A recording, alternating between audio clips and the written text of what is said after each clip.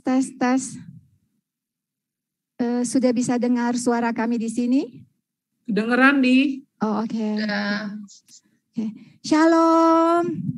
Selamat siang Romo. Selamat siang Bapak, Ibu, teman-teman terkasih. Semuanya. Selamat datang, selamat bergabung di persekutuan doa di siang hari ini. Dengan hati bersyukur kita mau masuk ke pintu gerbangnya, ke dalam peratarannya dengan puji-pujian. Mari bersama-sama kita mau angkat pujian ini, kita mau memuji Tuhan.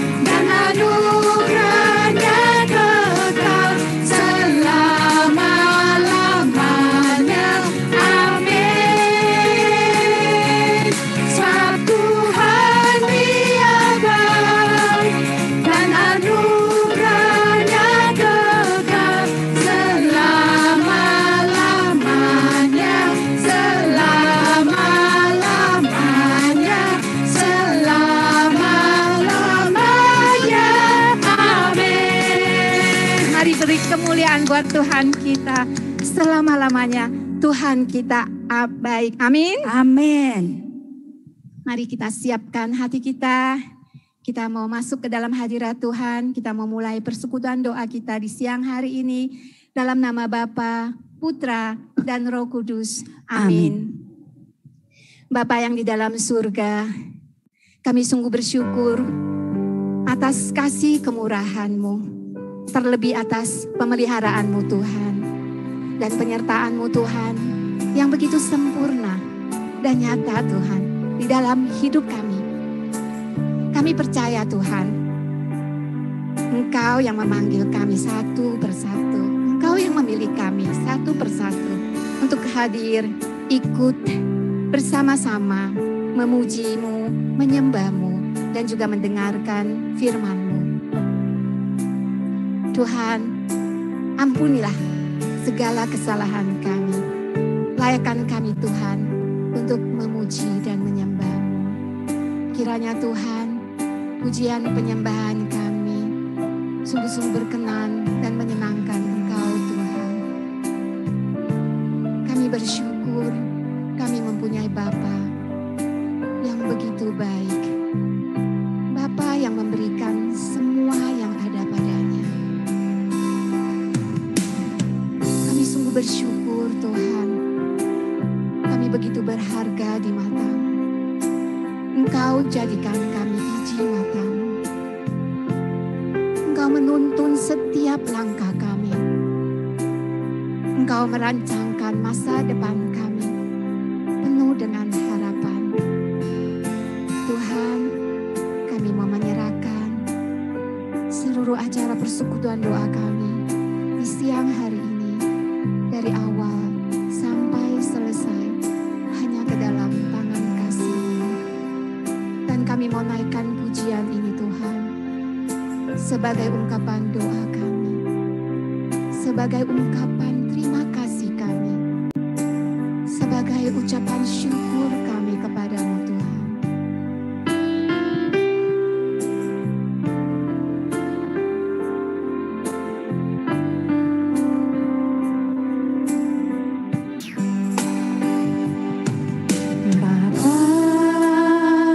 Besar sungguh kasih setia-Mu, nyata sungguh perlindungan-Mu, tak satu kuasa mampu pisahkan aku dari kasih-Mu. Bapa, ajarku selalu hormati-Mu, ajarku turut perintah-Mu, berikan ku hati untuk menyembah-Mu dan bersyukur setiap waktu, seperti Bapa sayang anaknya. Demikianlah Engkau mengasihiku, Kau jadikan biji mata-Mu, Kau berikan semua yang ada padamu, seperti Bapa sayang anaknya. Demikianlah Kau menuntun langkahku, hari depan indah Kau beri, rancangan-Mu yang terbaik bagiku.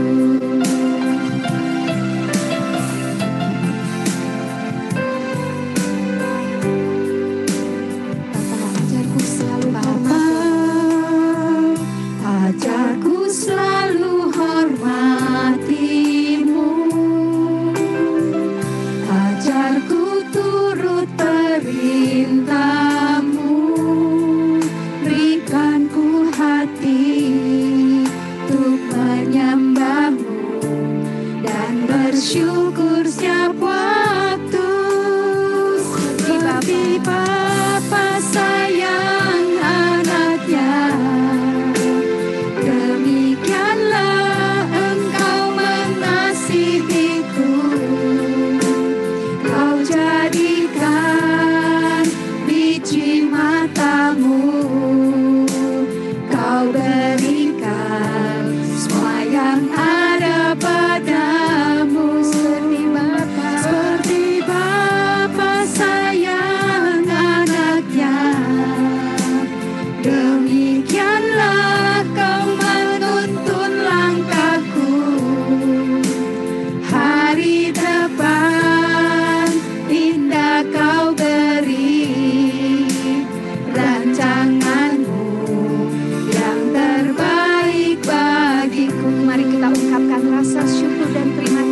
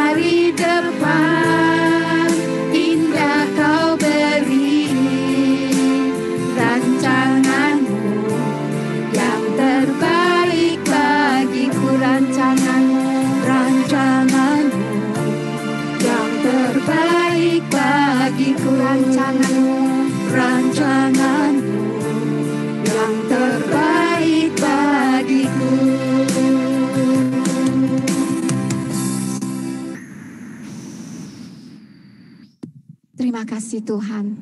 Sungguh Tuhan, rancangan-Mu selalu yang terbaik bagi kami. Amin. Dan kami mau terus memuji-Mu Tuhan. Kami mau katakan, Hosana, kami memuji-Mu.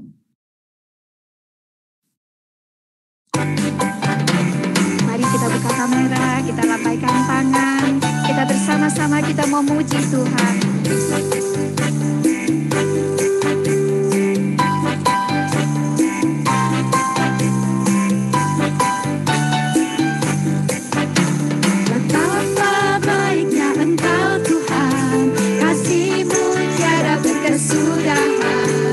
Betapa mulia kasih-Mu Yesus, jiwaku diselamatkan. Betapa baiknya Engkau Tuhan, kasih-Mu tiada berkesudahan. Betapa mulia kasih-Mu Yesus, jiwaku diselamatkan. Hosana ku memuji Tuhan, Hosana ku tinggikan Yesus.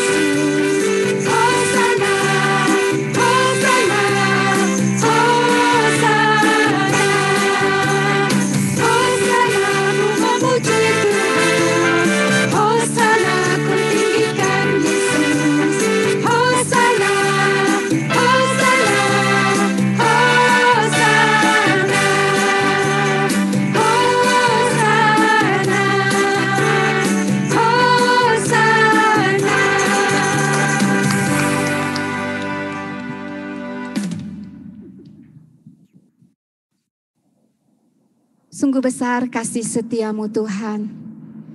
Saat ini Tuhan, kami mau masuk lebih dalam lagi. Kami mau menyembah-Mu Tuhan di dalam roh dan kebenaran. Biarlah segala pujian dan kemuliaan Tuhan hanya bagi nama-Mu. Dan kami mau tinggikan nama-Mu Tuhan lebih dari segalanya.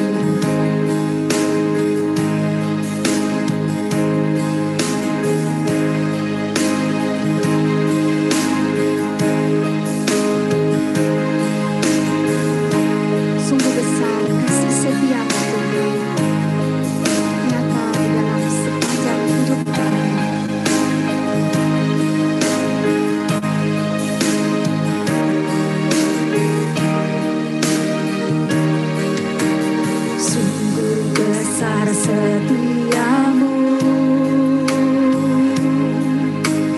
nyata di sepanjang hidupku, darah-Mu telah layakkan kehidupanku. Tiada kata yang bisa lukiskan indahnya Kau Tuhan. Bagi-Mu segala pujian dan kemuliaan. Mari kita angkat tangan kita mau tinggikannya. Ku tinggikan Engkau Tuhan, melebihi segalanya, lebih dalam ku menyembah dalam roh dan kebenaran selamanya.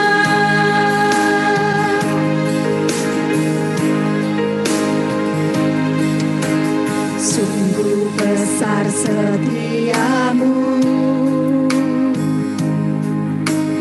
nyata di sepanjang hidupku, darah-Mu telah layakkan kehidupanku. Tiada kata yang bisa lukiskan indahnya Kau Tuhan. Bagi-Mu segala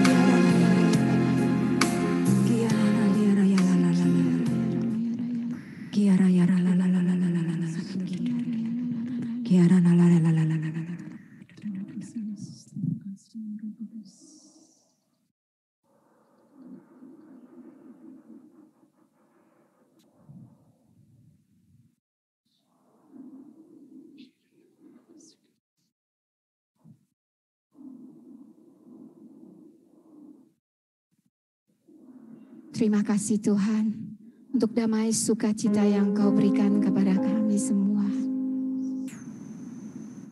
Terima kasih Tuhan untuk hadirat-Mu.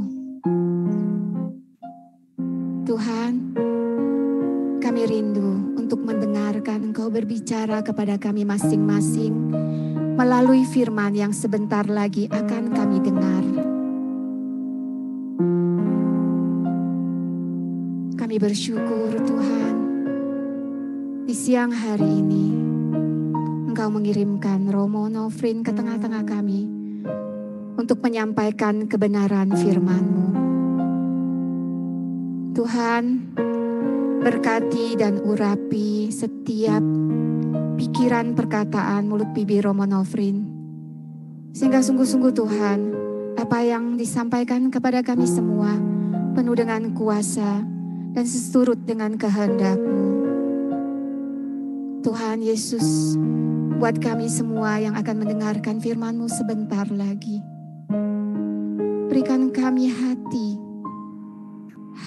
yang lembut, hati yang mau diubahkan, dan mampukan kami Tuhan untuk menjadi pelaku-pelaku firman-Mu di dalam perkataan, di dalam tindakan, di dalam kehidupan kami sehari-hari. Terima kasih Allah Bapa, Allah Putra dan Allah Roh Kudus. Segala kemuliaan hanya bagi Allah Bapa, Putra dan Roh Kudus, seperti pada permulaan, sekarang, selalu, dan sepanjang segala abad. Amin. Romo, kami persilakan. Baik, terima kasih Bapak Ibu, saudari-saudara semua, Shalom. Shalom Romo. Selamat siang untuk kita semua yang hadir di ruang Zoom ini. Terima kasih saya sudah diundang pada siang hari ini untuk memberikan permenungan dan juga kita sama-sama akan membaca firman Tuhan hari ini. Ya, kalau saya lihat di sini ada 73 partisipan, wah banyak sekali. Ya, saya sungguh bergembira atas kesempatan ini, baik yang hadir komunitas di Singapura atau dimanapun Anda berada, kita bersatu dalam nama Yesus untuk memuji, meluhurkan namanya. Nah, siang hari ini saya ingin mengajak kita semua untuk merenungkan tema Aku Dicintai. Ya. Saya ingin share screen sebentar. Ya.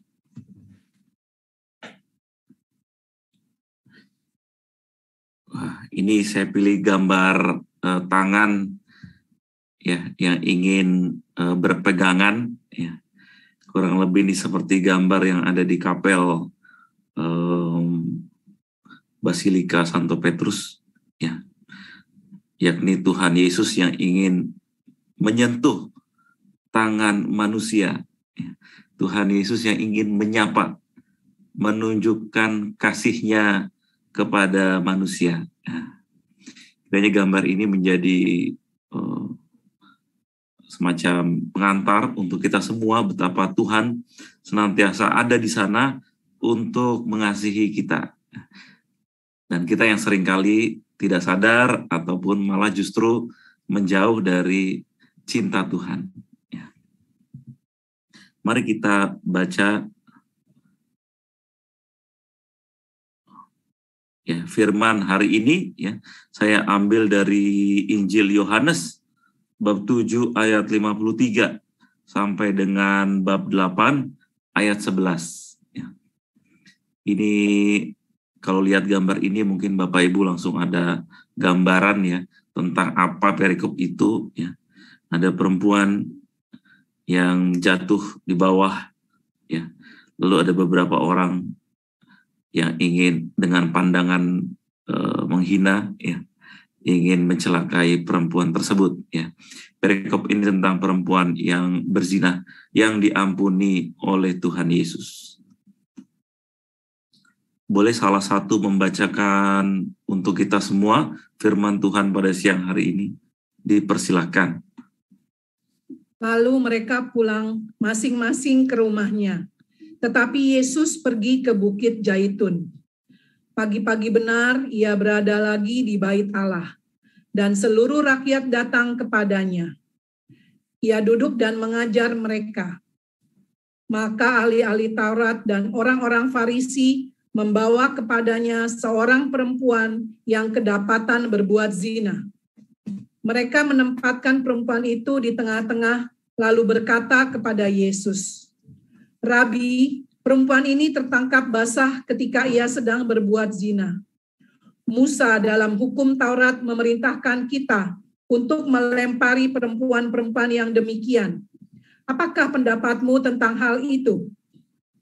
Mereka mengatakan hal itu untuk mencobai dia, supaya mereka memperoleh sesuatu untuk menyalahkannya.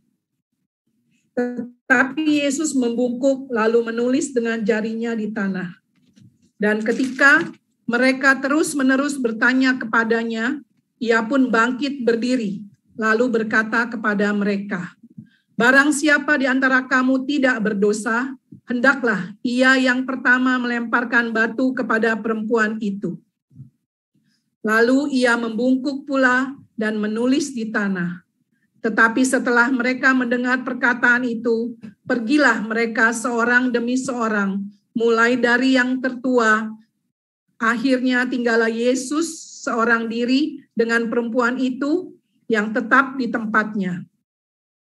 Lalu Yesus bangkit berdiri dan berkata kepadanya, "Hai perempuan, di manakah mereka? Tidak adakah seorang yang menghukum engkau?" Jawabnya, "Tidak ada, Tuan." Lalu kata Yesus, "Aku pun tidak menghukum engkau. Pergilah dan jangan berbuat dosa lagi mulai dari sekarang." Demikianlah firman Tuhan. Terpujilah Kristus.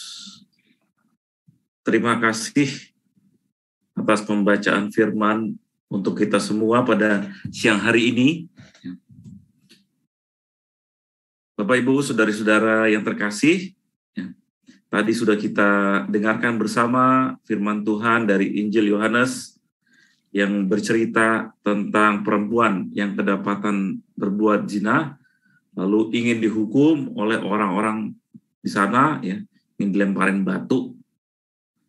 Tapi kemudian Yesus masuk dalam situasi itu, Yesus dicobai, kira-kira Yesus mau berbuat apa?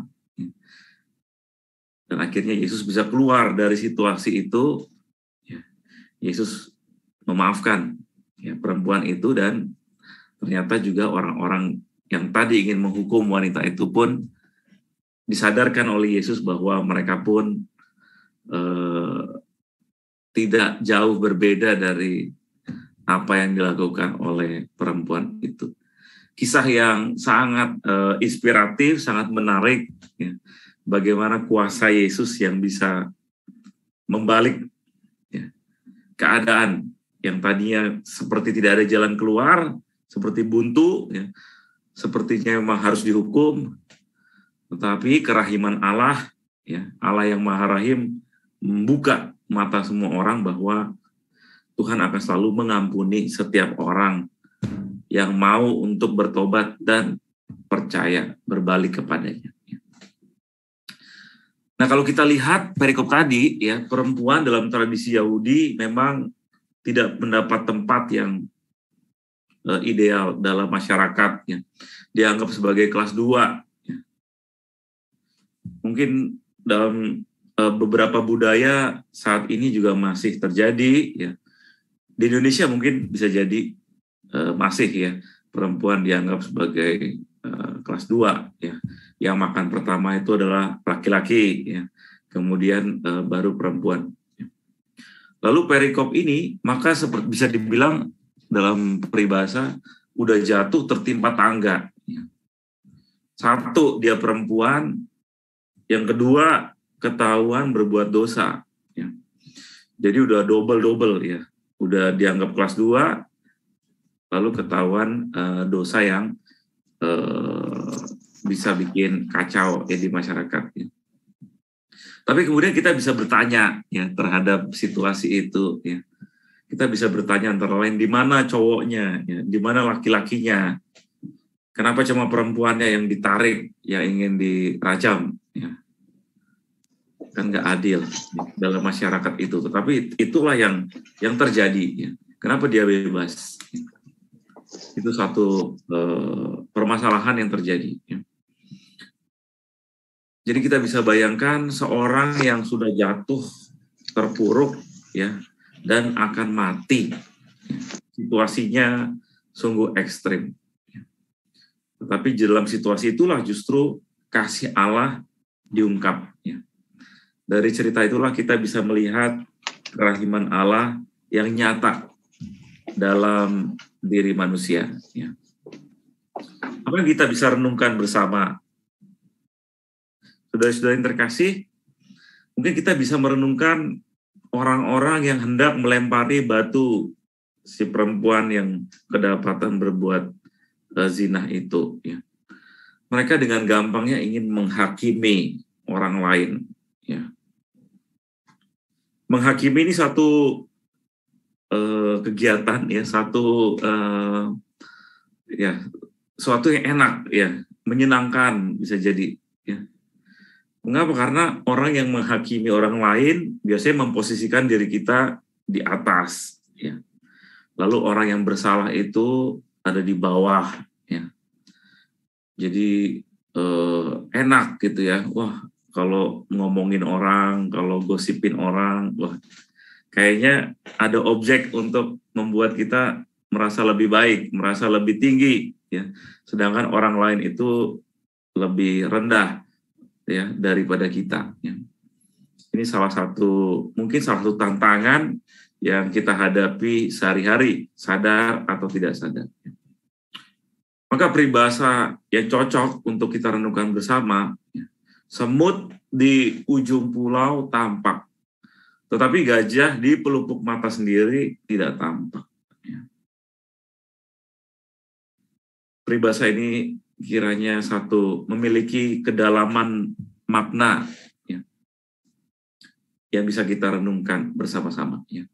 Menghakimi orang lain, ya, bisa dalam banyak hal, ya, lewat ngomongin orang, gosip, ya. Lalu juga sekarang itu trennya kalau di anak-anak muda, ya, bullying lewat sosial media, ya, komen-komen negatif, ya, dengan akun anonim. Kita bisa komenin orang tanpa diketahui identitas kita, ya. Itu yang marak terjadi sekarang ini, ya, budaya untuk menghakimi, budaya bullying orang lain, dan kita kurang menyadari, ya, kurang untuk berefleksi tentang siapa kita sendiri. Ya. Nah, dalam situasi ini kemudian Tuhan Yesus mencoba untuk membalik. Ya. Yesus menjawab, siapa di antaramu yang tidak berdosa, silahkan lemparkan batu untuk pertama kali. Dan kemudian apa yang terjadi? Ya. Tidak ada satupun orang yang melemparkan batu kepada perempuan itu. Nah, disinilah lihai cerdasnya Tuhan kita Yesus Kristus. Ya. Menyadarkan kita semua akan kedosaan. Ya. Sebelum kita nunjuk orang lain, 3 jari itu mengarah ke kita sendiri. Ya. Kita diajak untuk bertanya, ya, bagaimana dengan aku, bagaimana dengan diriku? Ya. Apakah aku udah begitu sempurna untuk melihat kekurangan orang lain, untuk menjudge orang lain? Ya. Memberikan penilaian memang ada saatnya dibutuhkan, ya, memberikan evaluasi, ya. Tapi kemudian ketika menjadi sebuah habit diri kita untuk melihat yang buruk-buruk, ya, ini kemudian menjadi tidak baik. Ya. Bapak Ibu saudari-saudari yang terkasih, poin kedua permenungan kita siang hari ini dapat kita renungkan bersama, membayangkan si perempuan tadi. Ya. Tadi kita sudah membayangkan orang-orang yang melemparin batu, yang ingin melempar batu, ya, menghakimi. Yang kedua, kita bisa gali juga dari si perempuan itu. Ya. Tiap dari kita mungkin bisa jadi seperti perempuan itu dengan satu kondisi dan kondisi lainnya, ya, dengan kedosaan-kedosaan yang kita miliki. Ya. Tiap dari kita bisa jadi punya masa lalu tersendiri yang kita pendam dalam hati, ya. Masa lalu yang menjadi kelabu, yang kurang dalam diri kita, ya. Dan bisa jadi apa yang kekurang itu, masa lalu itu membayangi kita sampai sekarang, membuat kita menjadi tidak bebas, membuat kita terkekang oleh diri kita sendiri. Kita dihantui, dibayang-bayangi oleh masa lalu, apa yang kita perbuat pada masa lampau. Saya yakin setiap dari kita punya cerita itu. Kita punya pengalaman itu, ya. Ada saatnya hidup ini memang kita agak bergeser, ya, menjauh dari Tuhan, ya. Tetapi itu kita syukuri sebagai suatu proses, ya. Kita akui kelemahan kekurangan kita dan saatnya bagi kita untuk berbalik mendekati Tuhan. Ya. Aku dicintainya. Nah, inilah yang menjadi kunci permenungan kita pada siang hari ini. Ya. Kata-kata Yesus di akhir dari perikop tadi, pergilah dan jangan berbuat dosa lagi. Inilah yang menjadi message, ya, pesan yang terpenting dari cerita itu. Ya. Dari segala konfliknya, ya. Kemudian perikop itu ditutup dengan pergilah dan jangan berbuat dosa lagi. Perempuan itu begitu tersentuh, merasa dihargai sebagai seorang manusia, ya, diangkat harkatnya, ya, tidak dianggap sebagai kelas 2, tetapi ini ada sama-sama manusia. Ya. Perempuan yang tadinya seakan-akan sudah mau mati, kemudian menjadi hidup kembali karena cinta kasih Yesus yang menghidupkan. Ada Tuhan yang mengangkat kita dari jurang yang dalam. Ada Tuhan yang memegang tangan kita supaya tidak terjatuh. Ada Tuhan Yesus yang mau untuk mendampingi peziarahan hidup kita. Kita dicintai oleh Tuhan dalam setiap peristiwa hidup kita. Situasi pandemi 2 tahun ini kurang lebih, ya, menjadi satu permenungan, ya. Kita patut bersyukur, ya, melewatinya pasti dengan segala suka dan duka, kehilangan orang-orang yang kita kasihi, kita sayangi. Tapi kita juga bersyukur pada Tuhan, sampai saat ini kita masih diberikan kesehatan, masih bisa berkumpul sebagai satu komunitas, melewati situasi itu perlahan-perlahan keluar, ya. Walaupun sekarang mulai naik lagi, ya, di Jakarta ini udah mulai pada kena COVID lagi, ya. Meskipun tidak seperti Delta kemarin, ya. Kita sama-sama bersyukur atas penyertaan Tuhan, ya. Benar kata Paus Fransiskus, ya, bahwa kita ada dalam satu perahu, ya, bersama dengan Tuhan Yesus. Tuhan Yesus ada dalam perahu kita. Tuhan Yesus tidak jauh dari kita, bersama dengan kita mengarungi ombak badai yang sedang menerjang.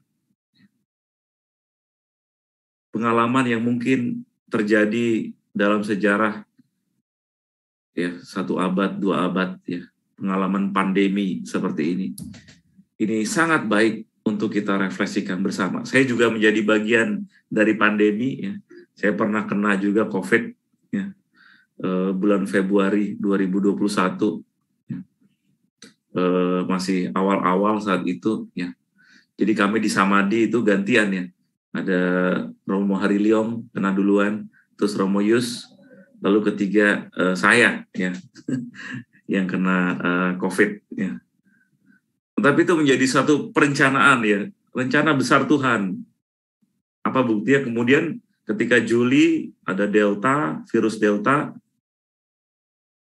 kemudian tempat di mana kami tinggal, Samadhi ini menjadi tempat isolasi mandiri.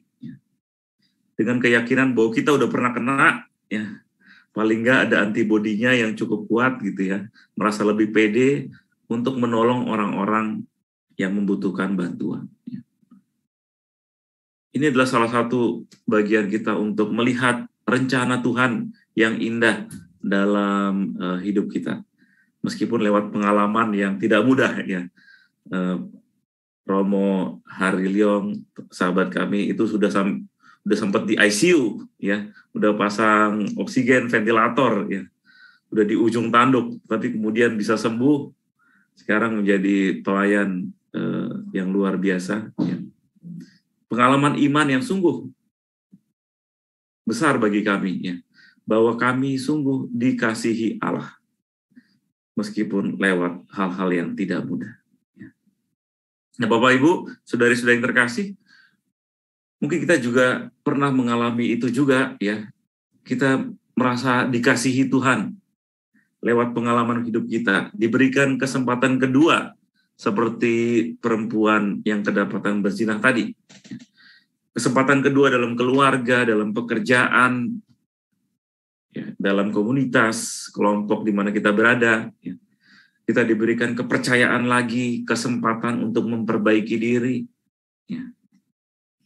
Atau justru ada dari kita yang memberikan kesempatan kedua, ya, memaafkan suami, istri, anak-anak yang bersalah kepada kita. Ya. Pengalaman memberikan kasih, memberikan kesabaran, ya, cinta kasih, ya. Memaafkan orang yang bersalah kepada kita. Sangat indah untuk kita renungkan bersama.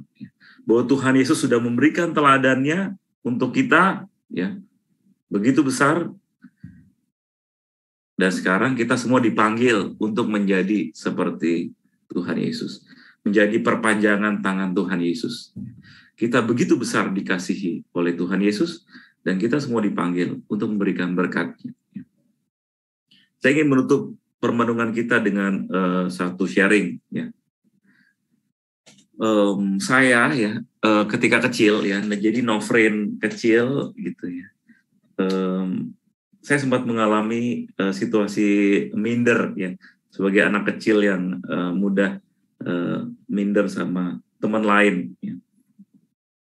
Ketika di SD ya, kalau pulang sekolah lihat teman-teman dijemput gitu ya, pakai mobilnya bagus-bagus gitu.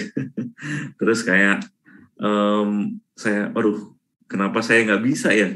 Buat teman-teman itu bisa seperti itu. Lalu ketika main ke rumah teman gitu ya, punya PlayStation gitu, saya sempat minta ke orang tua, saya pengen dibeliin juga PlayStation seperti mereka ya, supaya bisa main game di rumah ya. Tapi kok nggak dibeli-beliin ya, sampai saya lulus 6 SD, 3 SMP ya, nggak dibeli-beliin ya. Sempat pengalaman marah ya, pengalaman kecewa sama orang tua ya. Sepertinya kok saya nggak dikasihi ya oleh orang tua ya.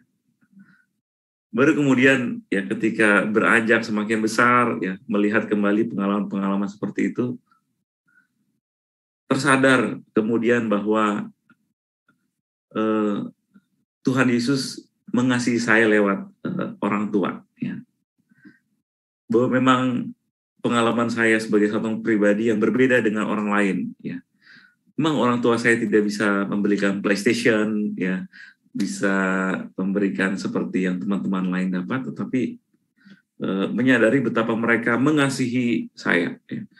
Ingin membuat saya berkembang dengan baik ya, take care sama saya gitu ya.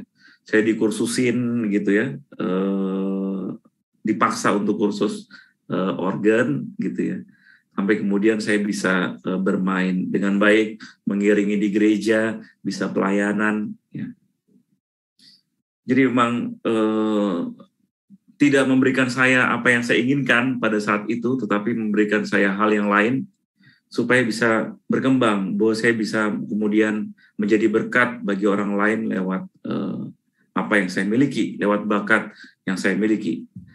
Dan inilah yang saya syukuri, ya, rahmat Tuhan yang begitu besar lewat keluarga. Ya. Saya begitu dikasihi, dicintai oleh orang tua, bapak, ibu, kakak, adik saya. Ya.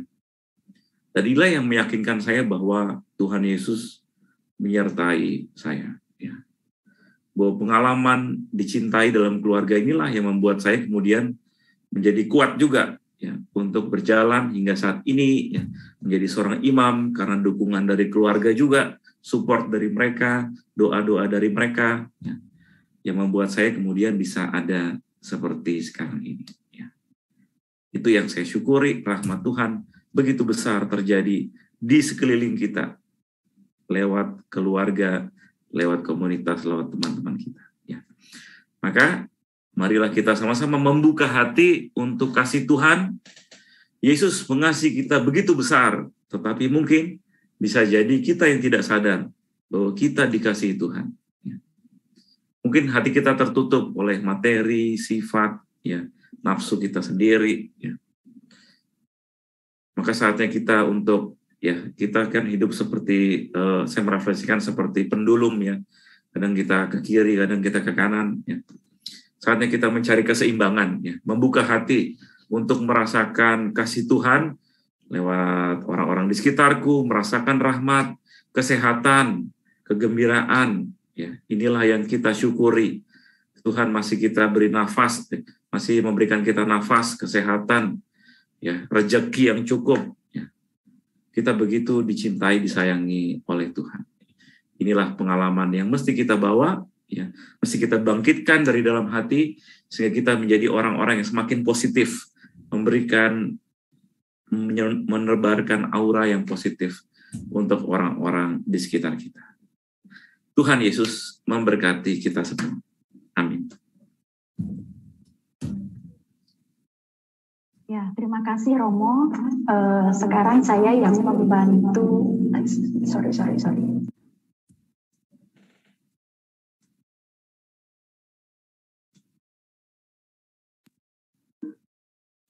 Ya, saya Tuti ya Romo yang akan Bu Tuti.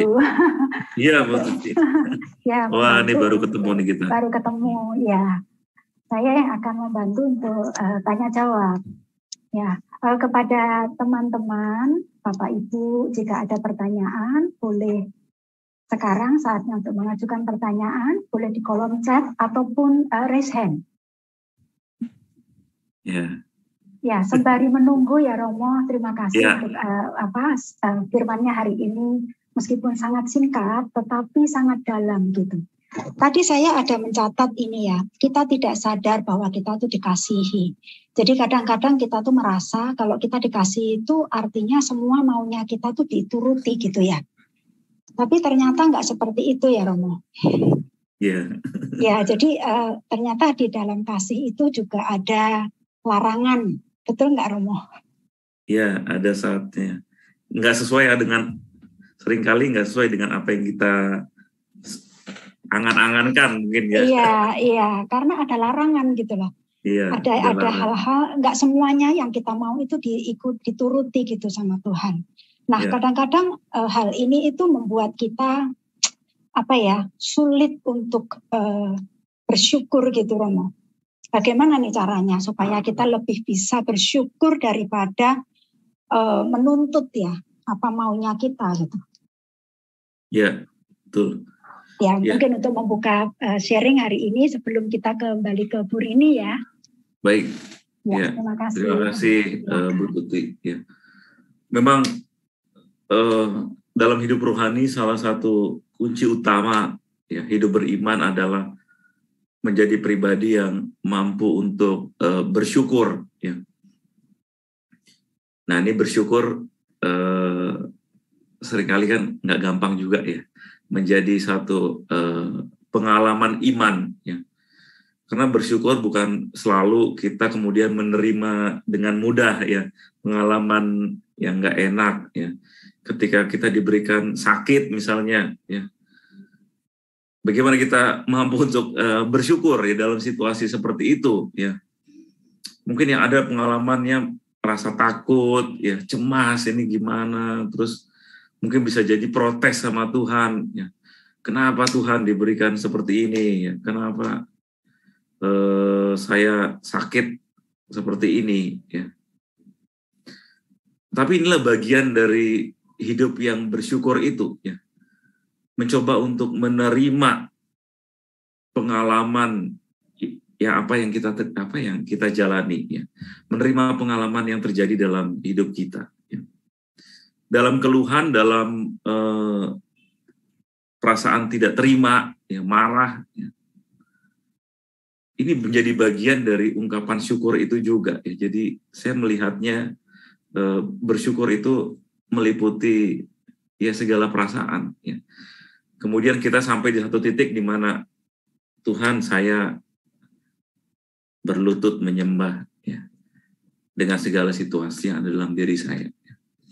Saya rasa lewat kata-kata sederhana seperti itu ungkapan syukur yang begitu mendalam, ya, yang menjadi kekuatan, ya, bagi kita semua, ya. Dan ini perlu kita, ya, saya juga berlatih, ya, untuk bersyukur itu, ya. Kita, ya, hidup rohani kan itu seperti hidup olahraga juga, ya, perlu latihan, ya, perlu kita olah rohani, ya, makanya nggak cuma olah jasmani tapi ada olah rohani. Kiranya inilah olah rohani kita, ya, belajar untuk mengucap syukur pada Tuhan dalam segala hal. Begitu Bu Tuti jawaban saya. Ya, terima kasih Romo. Ya. Saya belajar ya untuk bisa bersyukur meskipun keadaan tidak seperti yang kita inginkan. Ya. Tetap berusaha. Ya, terima kasih Romo. Tadi ada Ibu Rini ya yang resign mau tanya. Mohon pertanyaan untuk singkat saja, yang jelas pertanyaannya supaya kita bisa semuanya mungkin bisa kebagian gitu ya. Ya. Silakan Bu Rini. Terima kasih, selamat sore Romo. Selamat sore. Romo, kebanyakan orang-orang mengeluh ya, ada beberapa sih mengeluh ke saya. Itu biasanya kan penyesalan datangnya selalu belakangan ya Romo ya. Ya. Itu ada beberapa orang yang menyesal itu setelah dia nggak tahu kalau dia dicintai dengan cara yang berbeda-beda ya. Sampai akhirnya istrinya meninggal. Dia menyesal karena tidak bisa menyampaikan sesuatu yang dia sadari setelah istrinya meninggal. Nah itu dalam gereja Katolik adakah cara ya untuk bagaimana dia rasa bersalah dia diungkapkan sehingga gimana mau ya supaya penyesalan itu hilang dari dalam dirinya gitu Mo. Yeah. Terus ada satu lagi Mo ya, ada orang yang sampai sekarang itu dia tidak bisa menerima kasih Tuhan, kebaikan Tuhan karena dia merasa selalu bahwa dia jatuh, keluarganya jatuh, terpuruk dan untuk bangkit lagi itu sulit. Jadi dia sampai sekarang itu masih merasakan Tuhan tidak sayang sama dia. Nah itu dia hanya bisa menghibur dirinya dalam persekutuan doa. Solusinya bagaimana Romo ya seperti itu ya? Ya. Terima kasih ya Bu Rini. Ya. Pertama mengenai penyesalan, ya. Penyesalan yang datang terakhir. Itu seperti saya teringat lagunya Judika ya makanya. Yang bercerita ya jangan sampai kamu ya lupa ya untuk mengucapkan rasa sayang, mengungkapkan rasa kasihmu kepada orang tua, kepada saudara, ya. Hingga akhirnya kemudian ketika mereka meninggal, kamu terlambat untuk mengucapkan kasih. Ya. Begitu pula dalam situasi di mana kemudian orang baru tersadar dikasihi ketika orang lain tidak ada, sudah meninggal. Ya. Itu menjadi pengalaman yang membekas ya, menjadi beban dalam hati. Ya. Nah, dalam situasi seperti itu, ya, saya pernah melihat ya, proses penyembuhan luka batin itu, ya, orang diajak untuk retret, ya, penyembuhan luka batin, ya. Karena itu salah satu cara, ya, di mana kita diajak untuk mengungkapkan isi hati. Ya. Ini yang seringkali tidak mudah. Ya. Orang cenderung untuk menutup, ya, menyimpan dalam hati. Itu yang kemudian bisa jadi penyakit, bisa kepikiran, stres dan sebagainya. Ya. Nah, orang lewat model retret, model penyembuhan luka batin itu diajak untuk berani mengungkapkan, ya, dengan cara misalnya menulis, ya, menuliskan perasaan apa yang sedang dialami, sedang dirasakan hari ini, ya, pelan-pelan, ya, sampai akhirnya berani untuk nulis pengalaman yang benar-benar tersimpan dalam hati, ya, pengalaman yang tidak bisa terungkapkan. Ya. Jadi memang nggak bisa simsalabim, ya, nggak bisa langsung kemudian orang bisa langsung sembuh, ya. Tetapi dibutuhkan memang orang itu sendiri, kesadaran dari dirinya untuk mau untuk membuka dirinya, ya, belajar untuk membuka hati, ya, jujur sama dirinya lewat perasaan-perasaan diungkapkan, ya, pelan-pelan sampai akhirnya mampu untuk mengungkapkan semua cerita yang tersimpan dalam hatinya. Dan ini mungkin bisa jadi butuh pertolongan orang lain, ya, mungkin bisa minta bantuan dari seorang pembimbing rohani atau seorang kawan, ya, untuk share itu, ya. Mungkin kita bisa jadi perpanjangan tangan Tuhan untuk menolong orang dalam situasi seperti itu, ya. Butuh orang lain yang mau untuk mendengarkan, ya, isi hati, ya. Itu pengalaman yang pernah saya lalui, ya, pernah saya rasakan dan alami sendiri, ya. Ikut serta dalam retret seperti itu bersama dengan beberapa orang lain, ya. Lalu yang kedua, ya, kurang lebih pengalamannya kurang lebih sama tadi, ya. Bagaimana untuk bersyukur dalam situasi di mana kita terus-terusan kok kayaknya sulit, gitu, ya. Bagaimana menghibur diri, ya. Saya sekedar sharing aja, mungkin dalam situasi seperti itu misalnya kita diajak untuk melihat sekitar kita, ya. Saya kadang ikut satu kegiatan di sini, ya, membagikan makanan kepada orang miskin, ya, atau orang-orang yang ketemu di jalan, ya. Kita punya gerakan cintailah sesamamu, ya. Kita bawa nasi ke satu tempat, kita bagi-bagi.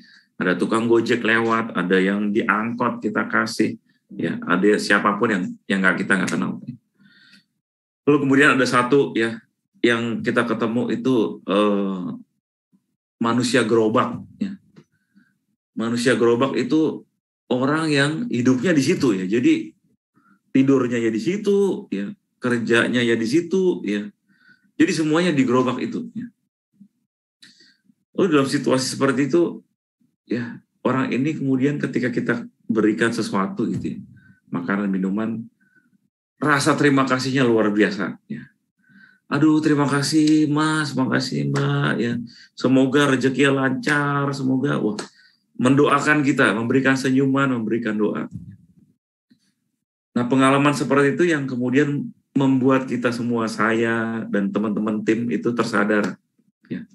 Orang yang dalam situasi seperti itu mampu untuk berterima kasih, mampu untuk bersyukur. Mengapa kita nggak bisa, ya? Mengapa kita seringkali, kenapa sih Tuhan nggak ngasih kita lebih, gitu, ya? Kenapa kok gaji kita nggak naik-naik, gitu, ya? Dan sebagainya, pendapatan kita kok segini aja, gitu. Nah, kita bisa melihat, ya, lewat kalau kita mau buka mata, ya, orang lain banyak yang lebih, ya, bisa jadi kurang beruntung daripada kita. Tetapi orang-orang dengan situasi seperti itu mampu untuk bersyukur, ya. Maka jadi pukulan untuk diri kita sendiri kalau kita nggak bisa, ya, mengucap syukur sama Tuhan untuk apa yang Tuhan beri, ya. Kita bisa dapat rumah, ya, kita masih punya pakaian bagus, ya, punya pekerjaan, ya. Kalau hujan itu nggak kena air hujan, ya. ya hal-hal yang seringkali taken for granted ya. Hal-hal yang seringkali kita nggak sadari kita punya sesuatu yang Tuhan berikan. Ini sekedar sharing aja Bu Rini ya, pengalaman konkret yang saya dan teman-teman alami ya. Mungkin kalau kita bisa berbagi kasih ya lewat hal-hal kecil, mungkin bisa jadi jalan Tuhan untuk menyadarkan kita ya. Lewat kegiatan-kegiatan amal yang kita lakukan bisa jadi salah satu cara ya untuk menyadari kasih Tuhan. Ya. Banyak tuh anggota tim kami yang makin ya semakin kuat, makin mampu untuk bersyukur karena lewat pengalaman-pengalaman seperti itu, ketemu dengan orang-orang di jalanan, lalu bisa membawa sesuatu bagi perkembangan iman kita. Begitu Bu Ridi jawaban dari saya, sharing singkat. Ya, terima kasih Romo, jelas. Ya. Ya, terima kasih Bu Rini atas pertanyaannya dan juga Romo yang sudah menjawab. Di kolom chat ada pertanyaan Romo, saya bacakan ya. Ya. Dari Pak Hiro, Romo, kira-kira apa ya yang ditulis Yesus di tanah saat itu, dan juga apakah hukum rajam itu diciptakan oleh Nabi Musa? Ya, ya. Yang ditulis di tanah saat itu saya juga kurang tahu ya. Jadi memang tidak diungkapkan secara eksplisit ya di dalam kitab suci apa yang ditulis ya. Beberapa interpretasi memang ya kemudian berkembang ya. Tafsir kitab suci berkembang, apa yang dituliskan itu ya, tetapi ya sumber utamanya kitab suci itu sendiri tidak menyebutkan ya apa yang ditulis ya. Tetapi salah satu interpretasi yang menarik bahwa Yesus menulis di tanah ya, bahwa tanah itu menjadi simbol dari mana kita berasal ya. Kita berasal dari tanah dan kita akan kembali ke tanah ya. Ini salah satu interpretasi yang menarik bagi saya ya. Jadi bahwa Tuhan Yesus mengingatkan jangan ngelihat ke atas ya, ngelihat tuh ke bawah, ke tanah ya. Ingat dari mana kamu berasal ya. Hidup kamu itu adalah anugerah ya. Kita kan semua dilahirkan ya. Nggak ada kita yang muncul sendiri gitu ya. Kita tuh dilahirkan, kita tuh ada karena berkat Tuhan ya. Dari lahir kita itu udah menjadi simbol bahwa kita ini bukan apa-apa tanpa Tuhan, tanpa orang tua ya. Hidup kita ini given ya, terberi. Maka celaka kalau kita nggak bisa memberi ya. Bahwa dari kita di kandungan itu status kita itu udah seorang yang terberi nafas, terberi hidup. Maka menjadi tugas kita juga untuk bisa memberikan hidup kita bagi orang lain. Ya. Lalu yang kedua, apakah hukum rajam diciptakan oleh Nabi Musa? Memang dalam perjanjian lama ya ada beberapa tradisi ya, kebiasaan yang dilakukan oleh bangsa Israel ya. Bangsa Israel itu kan bangsa yang sedang ya mencari bentuk ya siapa Tuhan mereka ya. Terkadang mereka menjauh dari Tuhan, tapi kadang mereka juga dekat sama Tuhan ya. Memang ada tradisi untuk tradisi dalam perjanjian lama ya untuk menghukum wanita yang kedapatan berbuat zina ya. Tapi kemudian disinilah dalam perjanjian baru ya Tuhan Yesus ingin menyempurnakan apa yang tertulis dalam hukum Taurat. Ya. Tuhan Yesus memberikan suatu yang memberikan pencerahan, memberikan suatu nilai yang baru. Ya. Bagaimana memahami hukum kasih itu ya, bukan mata ganti mata, gigi ganti gigi. Ya. Kalau kita ditampar pipi kiri, ya berikan pipi kanan ya. Ini tidak sesuai dengan apa yang terjadi dalam perjanjian lama ya. Tapi inilah yang menjadi kebaruan dalam Yesus. Ya. Yesus memberikan suatu hukum yang baru, menyempurnakan hukum Taurat. Ya. Bahwa kasih itu ya seperti ini. Ya. Ketika ada yang bersalah ya, sama kita, wah kita ampuni. Ya. Ketika ada yang bersalah kita ampuni. Ya. Nah ini jadi satu yang tidak mudah juga ya kan Bapak Ibunya. Kalau ada yang salah sama kita ya, yang jahatin kita, yang ngecewain kita, itu kan ya nggak gampang juga ya untuk kita untuk lapang dada memaafkan ya. Tetapi inilah yang menjadi tuntutan Yesus ya. Mengikuti Yesus itu emang butuh suatu pergulatan ya. Kadang nggak sedemikian mudah untuk melakukan itu ya, memaafkan orang yang bersalah ya. Itu kan satu perjuangan ya, bisa jadi ya bagi kita untuk bisa sampai di titik itu ya. Maka kita dipanggil ya pelan-pelan untuk menuju pada kesempurnaan ya. Inilah panggilan Kristiani, kita berjalan menuju kesempurnaan ya. Tuhan Yesus memberikan standar sempurna itu ya. Nah kita sama-sama berjalan pelan-pelan menuju ke sana ya. Kadang belok sedikit, kadang ya jatuh, tapi kita berusaha untuk terus menuju ke titik di mana Tuhan Yesus memberikan standar itu ya. Kasih yang mau untuk kasih yang total ya, kasih yang mau untuk memaafkan terlebih mereka yang bersalah kepada kita ya. Jadi satu pembaruan hukum ya yang Tuhan Yesus berikan dalam perjanjian baru ya, menyempurnakan apa yang tertulis dalam perjanjian lama. Demikian Bu Tuti. Ya, terima kasih Romo.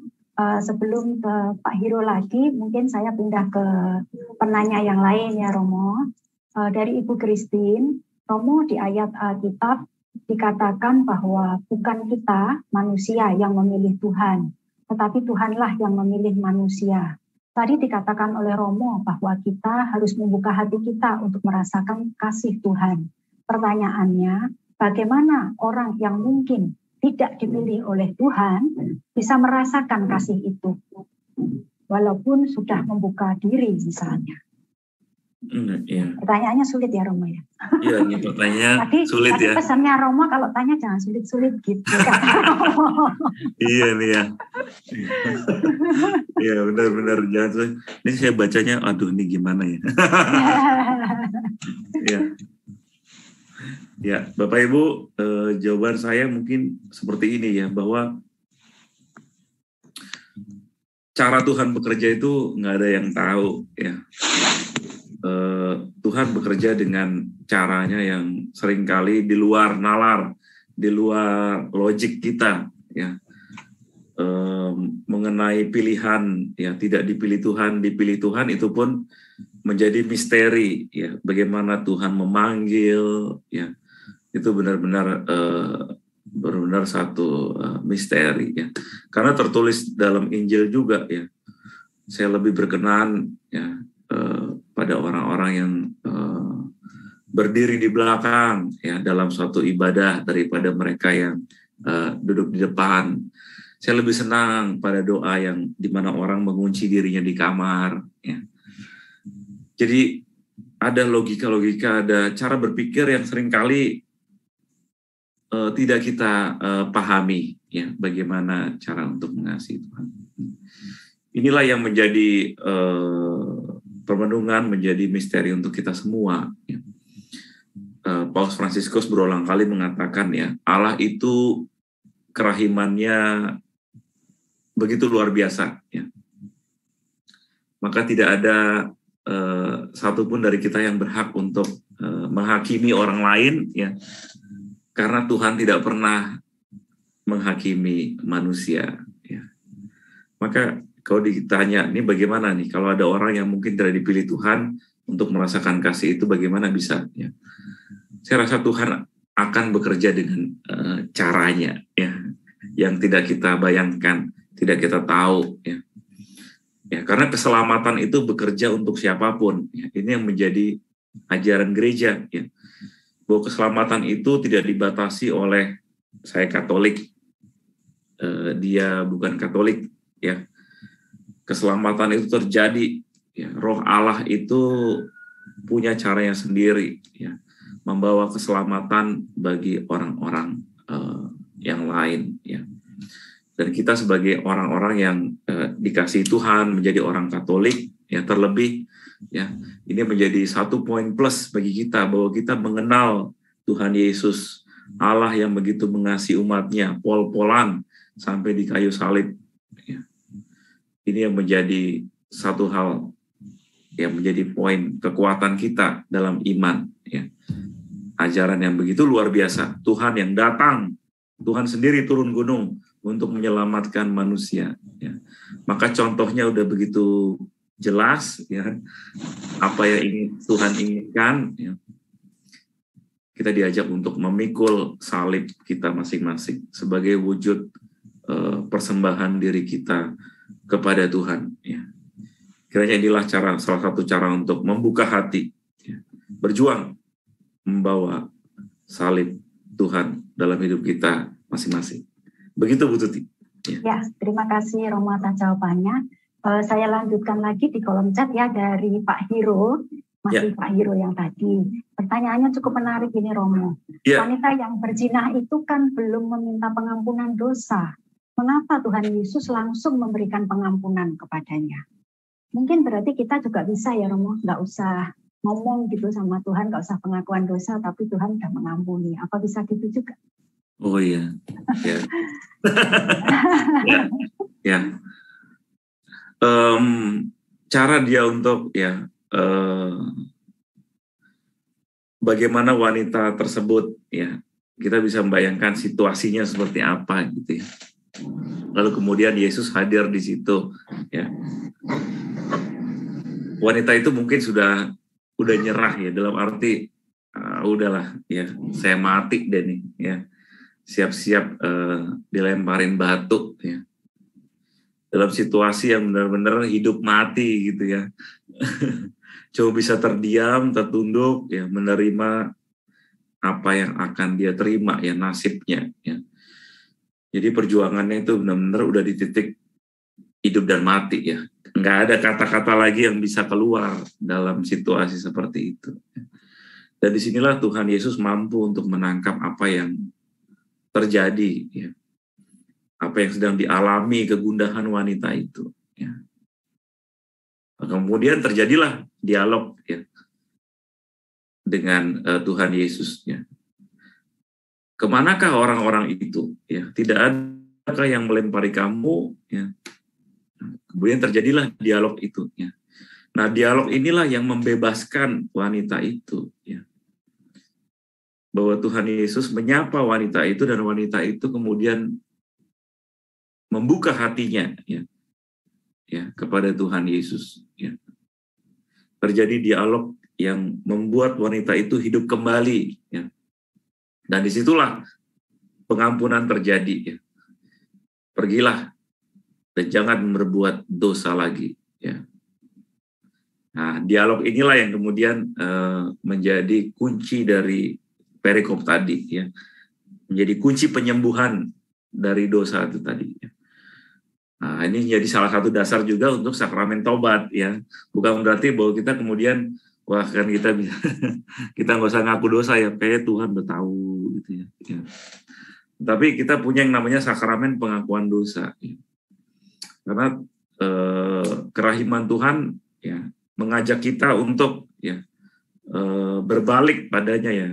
Kita dituntut juga untuk datang, ya, kembali seperti anak yang hilang, ya, mau untuk kembali kepada Bapa, ya, ngomong, saya salah, saya udah menghabiskan hartamu, warisanmu, ya.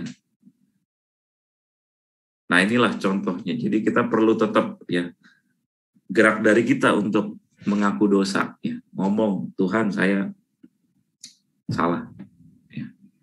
Dan disitulah terjadi kuasa pengampunan dosa, ya.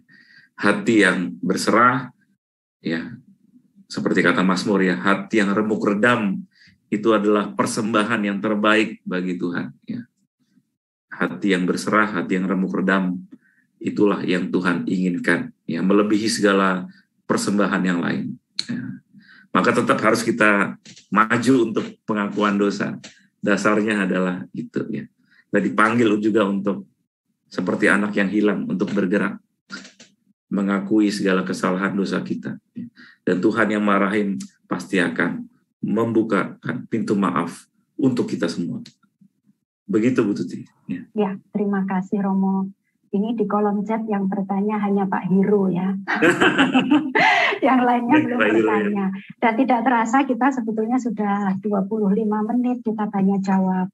Oh iya ya. Ya, sebelum saya membacakan, oh ya ini ada dari Pak Steph ya. Saya bacakan aja. Nanti ya. Kalau enggak yang tanya Pak Hiro semua ini. Hiro sebentar ya, Hiro gantiannya. Ya, menarik kata-kata Romo ya, yang Yesus tidak menghukum wanita itu dan menyuruh pergi, jangan berbuat dosa lagi. Oh, dia tidak bertanya. Pak Steph, mungkin bisa di unmute aja Pak, bisa langsung bertanya kepada Romo. Pak Steph? Oh itu ya. Bagaimana Romo bila kita jatuh dosa lagi? Oh ya. Ya Pak Steph. Jadi Silakan. bagian dari hidup kita ya. Kemarin itu saya sama beberapa Romo dan Frater ya liburan bersama, kita naik gunung di Papandayan ya, 3 hari camping. Nah itu kita naik, dalam perjalanan naik itu ya nggak mudah ya. Ada teman yang terjatuh, ada yang ototnya ketarik ya, dan sebagainya ya. Ada pengalaman-pengalaman di mana kita kemudian berhenti ya, harus nungguin yang lain, kemudian bisa jalan lagi dan akhirnya bisa sampai ke puncak ya. Maka ini menjadi satu potret ya bagi hidup kita ya, seperti perjalanan menuju gunung gitu ya, perjalanan mendaki gunung ya, bahwa hidup tidak selalu kita happy ya, tidak selalu kita lurus gitu ya, akan ada saatnya kita kemudian ototnya ketarik ya, ada saatnya kejungkel gitu ya, jatuh ya. Tapi kita diajak untuk bangkit lagi, kita diajak untuk yuk jalan lagi, karena kita nggak boleh berhenti di sini. Kita harus sampai di titik itu, di mana kita harus ngecamp di atas ya. Maka ya ini menjadi makanya sakramen pengakuan dosa ini salah satu rahmat yang ada dalam gereja Katolik ya. Ini bisa jadi satu permenungan, satu sesi lagi ya, kita bicara tentang pengakuan dosa ya. Bahwa sakramen pengakuan dosa ketika kita kemudian selesai, ini menjadi bukan pertama-tama wah kita udah bebas dari dosa lalu kemudian ya nanti dosa lagi ya. Tetapi bahwa kita sama-sama berjuang menuju titik itu ya, titik puncak itu ya. Kita sama berjalan menuju apa yang Tuhan Yesus inginkan ya, kasih yang sempurna itu ya. Maka ada saatnya kita ya jatuh lagi dalam dosa, kita bertobat, kita minta ampun, lalu jalan lagi, ada dosa lagi ya. Tapi kita selalu ya bergerak menuju kesempurnaan ya. Ini yang kiranya menjadi ya sama-sama kita berjuang menuju ke sana. Begitu kira-kira Pak Steph. Ya, terima kasih Romo. Berarti sepanjang hidup kita selalu berjuang terus ya. Menuju sampai ya kesempurnaan itu sendiri. Ya, terima kasih Romo untuk tanya jawabnya. Sama-sama. Ya, kalau ini masih ada mungkin waktu ya. Mungkin bertanya sedikit untuk Romo pribadi, boleh nggak Romo? Oh iya boleh. Ya, ini Romo mungkin bisa cerita sedikit gitu ya mengenai panggilan Romo gitu. Ada cerita spesial enggak Romo? Oh. Yang singkat aja gitu Romo. Oh iya. Mengalami kasih Tuhan pastinya kan? Iya, mengalami kasih Tuhan. Oke, saya sharing panggilan. Sharing sedikit saja ya Romo. Baik. Ya Bapak Ibu, saya itu mulai tertarik jadi Romo. Saya mulai masuk seminari lulus SMP. Jadi 3 SMP, lalu saya masuk seminari menengah di Mertoyudan di Magelang. Lalu 4 tahun sekolah di sana. Dan setelah 4 tahun itu, waktu itu saya ingin jadi misionaris. Ya. Saya pengen jadi Romo yang ditugasin ke luar negeri, gitu ya. Tertarik karena dapat sharing dari seorang Romo misionaris. Ya. Saya daftar, tapi kemudian saya nggak terima ya. Saya ditolak masuk ke ordo itu. Ya. Kemudian saya pulang ke rumah. Ya. Jadi saya keluar dari seminari, saya nggak lanjut, ya.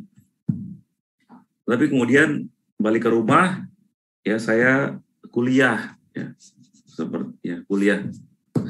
Jadi seperti balik lagi, ya, hidup bersama orang tua. Ya. Tetapi kemudian ketika sampai di rumah itu di luar, dari dalam hati, ya, itu ada semacam suara yang memanggil, ya. Untuk masuk lagi gitu ya. Jadi ya walaupun di luar itu menarik ya, ada situasi yang berbeda ya, udah happy juga di luar, ada teman-teman baru ya, bisa pacaran ya, kemudian tapi kok dalam hati merasa masih ada panggilan gitu ya, masih mau untuk jadi Romo ya. Akhirnya saya putuskan untuk masuk lagi gitu ya. Saya masuk ke Projo Jakarta untuk melanjutkan proses formasi menjadi imam ya. Nah, itu yang berat ya waktu itu ketika udah settle, maksudnya udah mulai happy juga di luar gitu ya. Lalu harus meninggalkan juga ya pacar ya. Lalu kemudian masuk untuk jadi Romo, lanjutin lagi jadi Romo Projo. Dan akhirnya saya masuk lagi jadi frater ya. Dan berkat Tuhan begitu melimpah, jadi tahun 2014 saya dapat berkat untuk studi di Roma ya. Selama 6 tahun sampai 2020 ya, saya dapat kesempatan untuk studi filsafat dan teologi di sana sampai S2. Jadi mimpi ke luar negeri untuk jadi misionaris itu terwujud secara nggak langsung dengan kesempatan saya 6 tahun belajar di luar. Ya.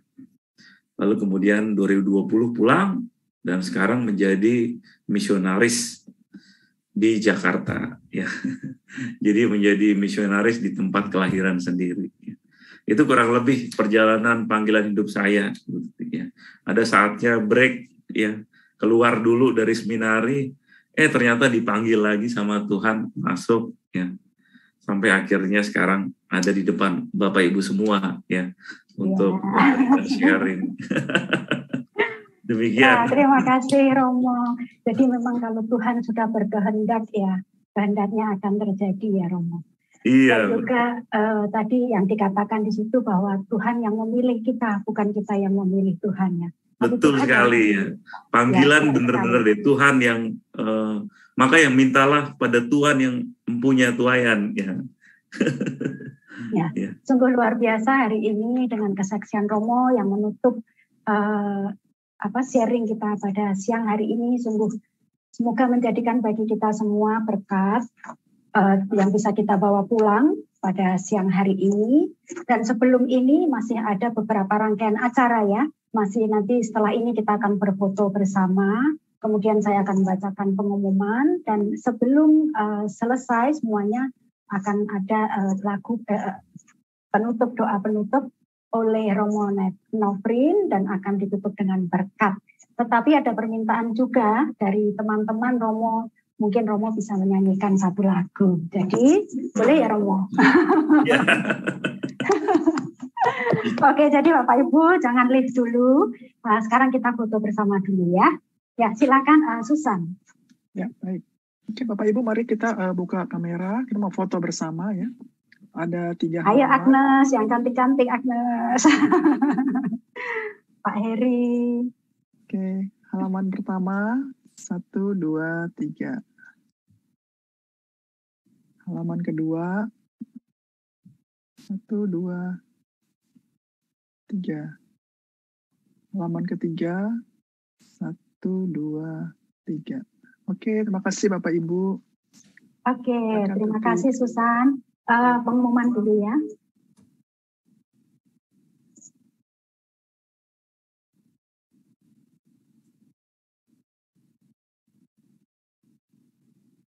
Ya, pertama-tama kami dari PDK KIHS mengucapkan terima kasih kepada Romo Novrin Ari Murdi PR atas kehadiran dan pengajarannya hari ini.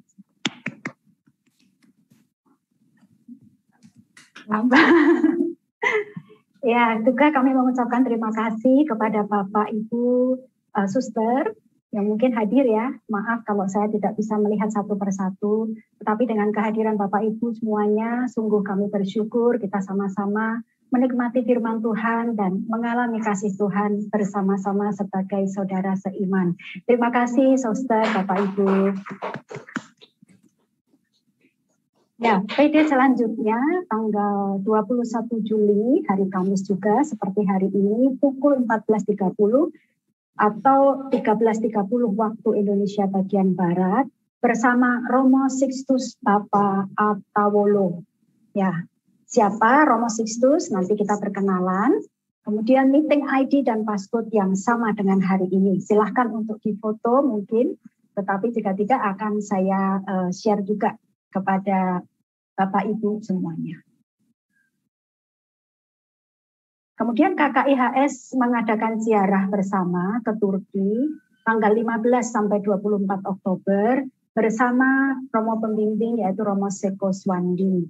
Tempatnya sangat terbatas, hanya 20 orang. Mohon untuk segera mendaftarkan diri kepada Ibu Sundari di nomor yang tertera di layar monitor.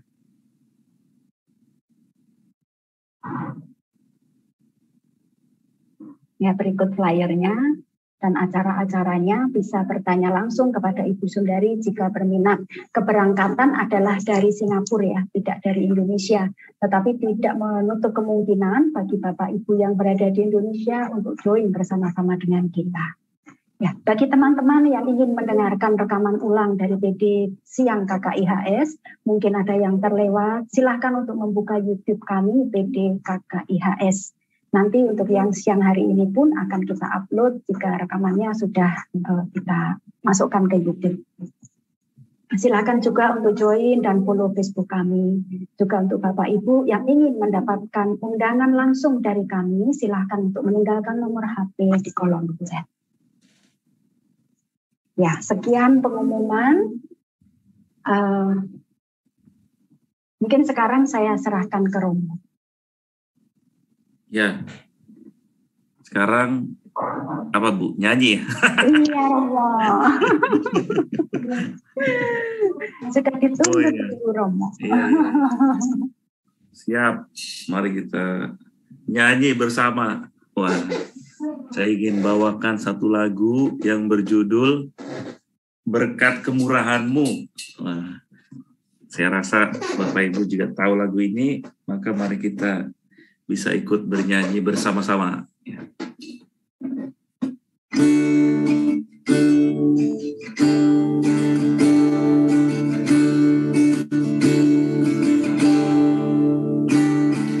Kau hiasi kehidupanku dengan kemurahan-Mu. Kau rancangkan masa depanku penuh dengan harapan.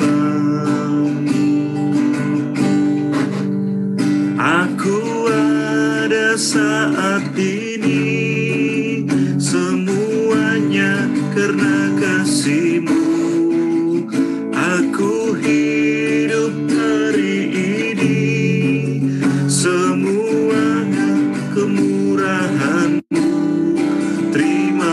kasih Yesus, Engkau sangat baik, teramat baik bagiku.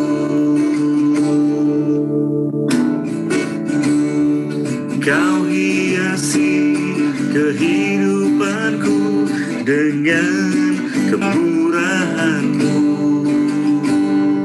Kau rancangkan masa depanku penuh dengan harapan. Aku ada saat ini semuanya karena kasih-Mu. Aku hidup hari ini semua berkat kemurahan-Mu. Terima kasih Yesus, Engkau sangat baik, teramat baik. Aku ada saat ini semuanya karena kasih-Mu. Aku hidup hari ini semua berkat kemurahan-Mu. Terima kasih Yesus, Engkau sangat baik, teramat baik bagiku.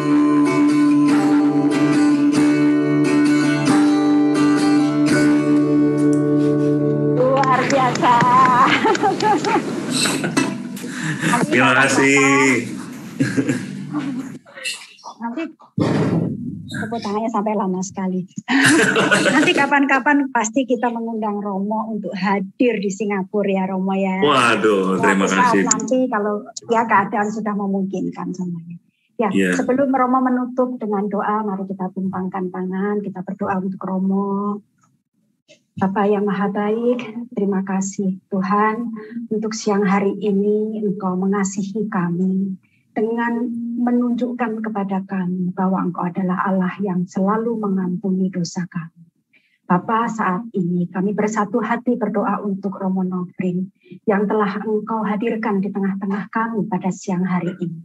Sekiranya Engkau selalu memberkati Romo dengan kesehatan, dengan hikmat, dengan semangat, dan dengan segala apapun, segala sesuatu yang dia butuhkan di dalam pelayanannya, di dalam dia memenuhi panggilannya Tuhan. Kami bersyukur jika siang hari ini kami boleh mendengarkan kesaksian Romo juga. Biar Tuhan semakin Engkau berkarya melalui Romo, semakin banyak jiwa-jiwa di luar sana yang boleh dijangkau oleh Romo. Dalam setiap firman yang diwartakan, dalam setiap kegiatan yang Romo lakukan. Kami membawa Romo Tuhan ke hadapan-Mu, biar Engkau sendiri yang memegang tangan Romo dalam menjalani pelayanannya setiap hari. Terima kasih Tuhan, terima kasih. Silakan Romo. Amin. Allah Bapa yang bertahta dalam surga, tiada hentinya kami mengucap syukur atas segala berkat kemurahan-Mu, karunia, kasih yang Kau berikan bagi kami semua. Kami mohon ya Bapa, sudilah Engkau kiranya menemani perjalanan hidup kami, perjalanan hidup Bapak Ibu semua, dimanapun berada, di Singapura, Malaysia, Indonesia. Semoga terang dan kasih-Mu lah yang menjadi pegangan hidup kami dalam menapaki perjalanan hidup kami. Ingatkanlah kami ya Bapa, jika kami lupa atau menjauh dari-Mu, tidak mampu untuk bersyukur. Ajarilah kami kerendahan hati,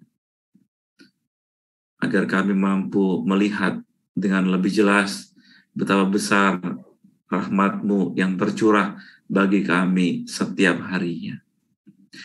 Kami mohon juga berkat-Mu bagi komunitas KKIHS ini ya Bapa.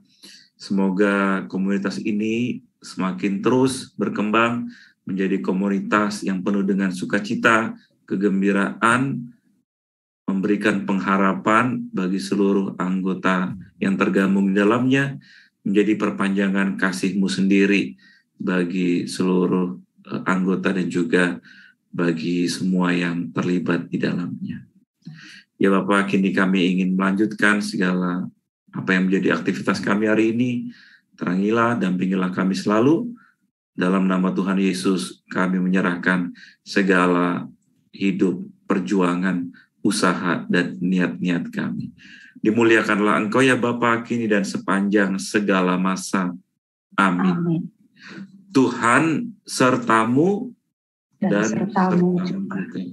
Semoga kita semua, keluarga kita, komunitas KKIHS ini, orang-orang kita kasih, kita doakan yang sedang sakit, senantiasa dilindungi, dibimbing, dikuatkan, dan diberkati oleh rahmat Allah yang Maha Kuasa, dalam nama Bapa dan Putra dan Roh Kudus. Amin. Amin. Ya, terima kasih Romo. Sama-sama Bapak Ibu Ya, semua. terima Terima kasih kasih Romo. Romo. Silakan untuk Kayak Iya. penyapa Romo. Silakan. Romo terima kasih ya. Sama-sama Bu. Terima kasih Romo Nofrin. Terima kasih Iya. Bu Susan. Ya, thank you. Banyak. Terima kasih semua. Dede. Makasih Romo, makasih teman-teman. Iya. Romo. Makasih. Terima kasih ya Mo. Good, sama-sama. Dede. Jakarta. Heri Paulus, Herianto, Heriono. Thank you. Thank you, Makasih ya Mo, sehat ya Mo. Ya, sehat-sehat semua. Mari. Romo di Jakarta tugas di mana? Nanti ada OKS kalau mau nonton, boleh. Iya. Samadi. Banyak penggemar Samadi kok Romo di sini. Oh, banyak ya. Oh iya. Romo di Jakarta tugas di mana? Saya di Samadi, Bu. Samadi, Ibu. Oh alah, Iya, di Samadi. deket Tapi- banget. Saya tinggal sama frater-frater di sini. Oh, Iya, saya jadi bapak asrama. oh Romo di belakang dari Samadi ya? Iya. Saya jadi ini nemanin mereka, ada 12 orang. Bosnya Romo Romanus malah enggak ya? Iya, Romo Romanus juga punya anak-anak. Paling lama di Samadi berapa tahun Mo? 4 tahun, 3 tahun? 4 Atau tahun gimana ya. Mo? Romo Romanus tuh lama itu, dia 6 tahun kali ada. Oh, Nanti di dia rolling udah ya, pindah tiap tapi bulan ya. Agustus ya? Ya, akan pindah ke paroki Kelapa Gading. Ya. Oh, Bu Shirley dong. Bu Shirley itu. Oh, parokinya Bu Gading. Shirley ya? Romo yang pindah ke Kelapa Gading? Enggak, Romo Romanus. Dia kan udah pernah. Iya, nanti jadi sana, jadi Romo Kepala dia. Oh iya? Iya.